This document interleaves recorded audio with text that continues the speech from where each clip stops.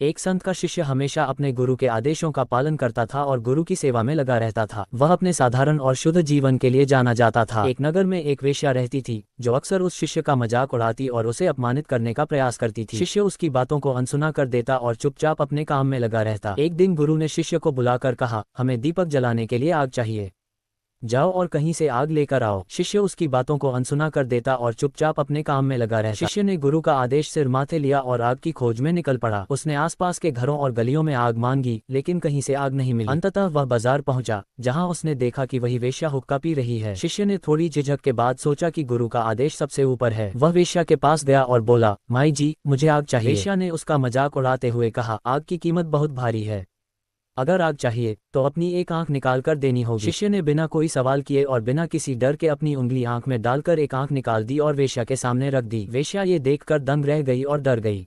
उसने तुरंत शिष्य को आग दे दी। शिष्य पट्टी बांधकर गुरु के पास लौटा और उन्हें आग दी। गुरु ने पूछा, यह आंख पर पट्टी क्यों बांधी है? गुरु मुस्कुराए और बोले, बेटा, पट्टी खोलकर अपनी आंख देख। जब शिष्य ने पट्टी खोली तो वह हैरान रह गया। उसकी आंख पूरी तरह सही सलामत थी। गुरु ने कहा, जो भक्त निस्वार्थ भाव से अपने गुरु की आज्ञा का पालन करता है, उसकी रक्षा स्वयं ईश्वर करते हैं। अगर वीडियो अच्छा लगा हो तो लाइक, शेयर और सब्सक्राइब करें।